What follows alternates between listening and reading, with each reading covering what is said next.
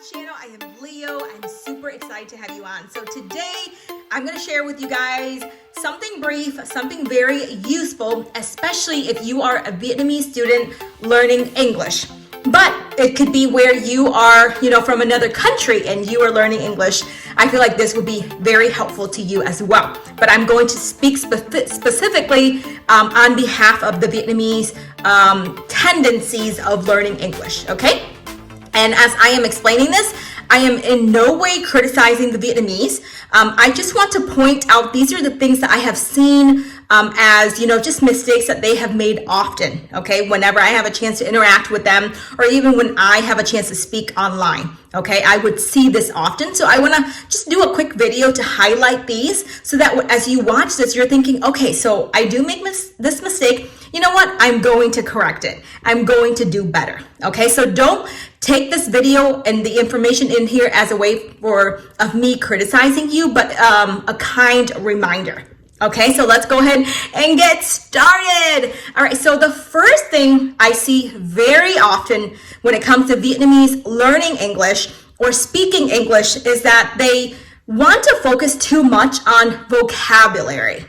Okay, they want to be able to remember a significant amount of words, right? Whether it's on a daily or weekly basis. And for me, I don't think that's a very useful way to learn a language, because even if I attempt to remember 50 words or 100 words, right? The next question that you need to ask yourself is, when are you going to use those words, right? You may have learned 50, but in this whole week, how many of those words did you use? How many of those words did you literally practice in a sentence? Okay, how many of those words did you actually say out of your mouth when you were meeting someone, right? If you didn't even do any of them, then what is the point of learning 50 words and knowing 50 words? So be mindful of that. Focusing on vocabulary is great, but do it in a small amount. It's better to focus on quality than quantity. It's better to focus on quality than quantity. Okay, so if I were you and you're learning another language, specifically English, right? Give yourself a goal, maybe 10, okay? 7 to 10 new vocabulary words are sufficient for a week. That's it, man. Okay, no more than that. But with those 7 to 10, man, you're going to be practicing those words on a daily basis, right? You're finding ways to converse and use these words in your vocabulary. Okay, in the new conversations that you'll be having, or even old conversations, right? With your speaking partner, or when you go to the English club.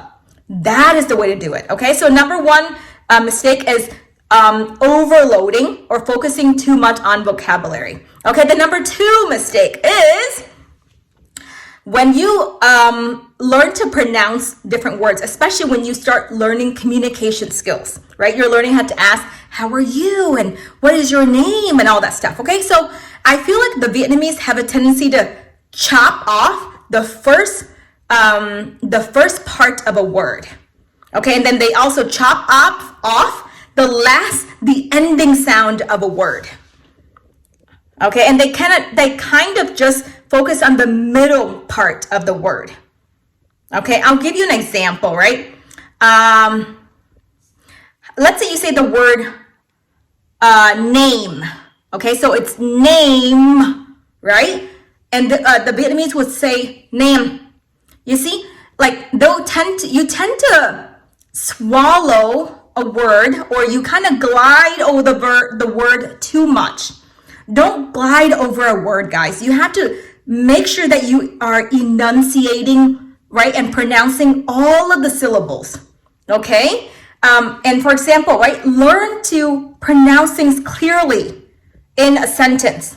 Instead of saying, how are you, right? How are you, right? It's how are, you're rolling your R, 60%, you.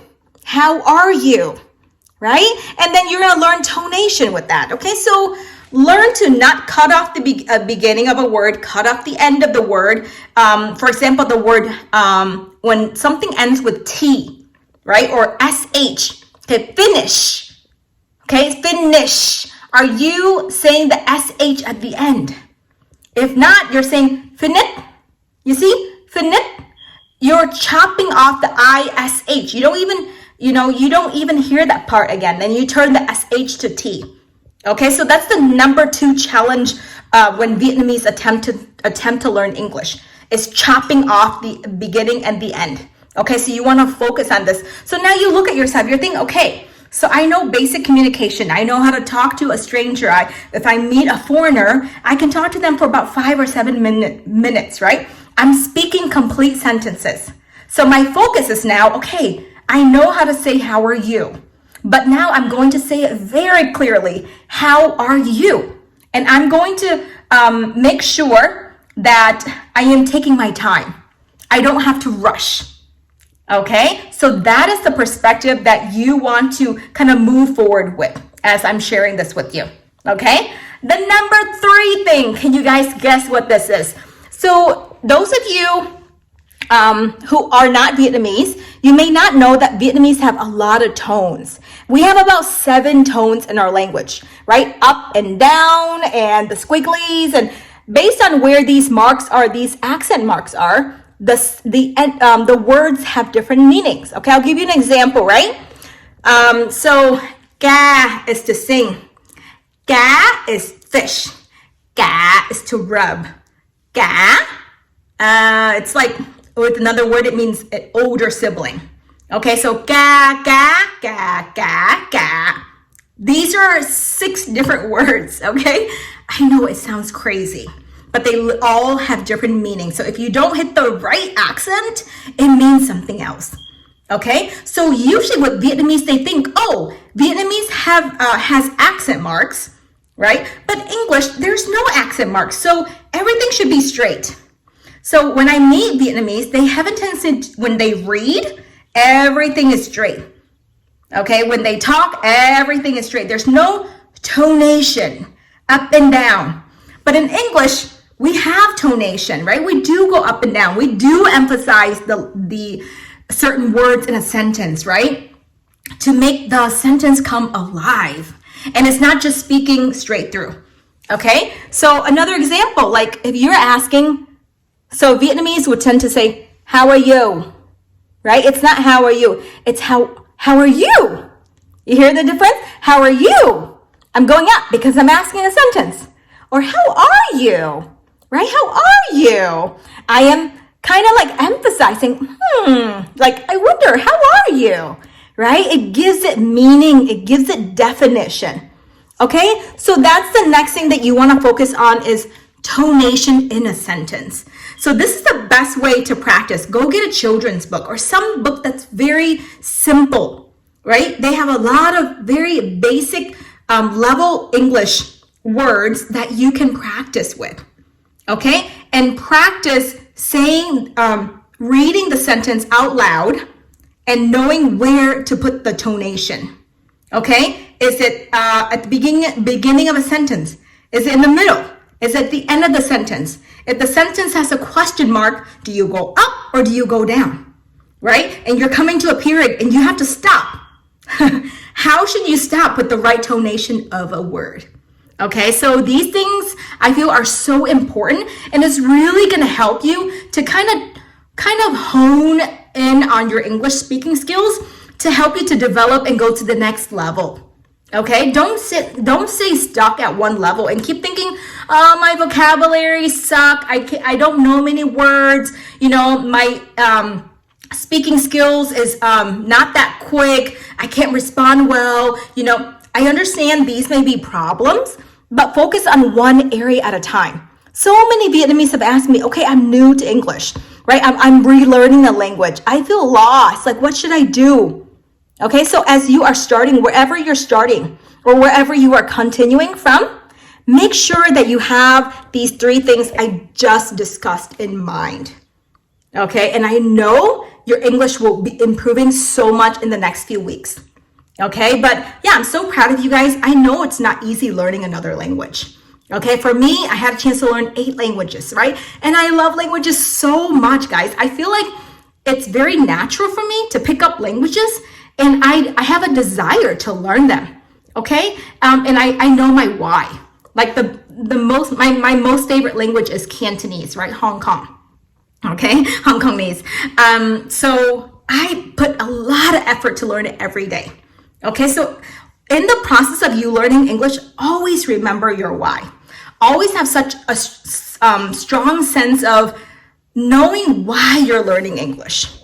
Okay, how it's gonna help you, how it's gonna open so many doors for you. It's gonna cause you to increase your confidence big time when you have a chance to hang around, foreigners. If you're in Vietnam, or even if you're in America, especially if you're in America, right? Or even as you travel to many countries, you don't have to think, oh man, I can't travel to Singapore, I can't go to Taiwan or Japan because I don't speak English.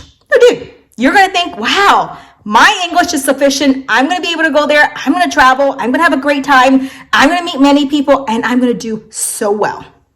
Okay? And I believe, guys, you can do it. If I can learn other languages, you can too.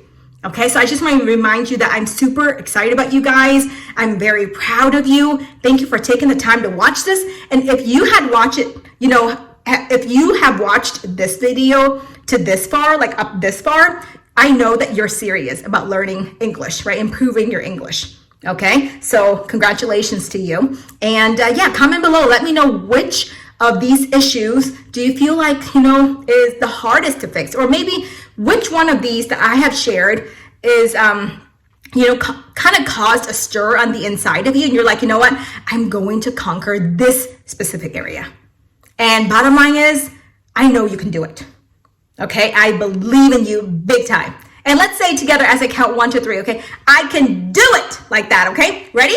1, 2, 3. I can do it! Yay! So excited for you guys, man. 2021 is going to be an amazing year in many areas, and I can't wait to go back to Vietnam again to visit everyone and to, even meet more people and be able to impact even more people. Okay, so with that, over and out. And if you haven't had a chance yet, remember to go ahead and share this video. Share, so many students can learn from this. And also, I'll be able to impact more people, right? It lets YouTube know that people want to see more of these videos, so I can produce more of this type of content. Okay, guys. So love you guys. Respect you guys so much. And over and out from Atlanta, Georgia.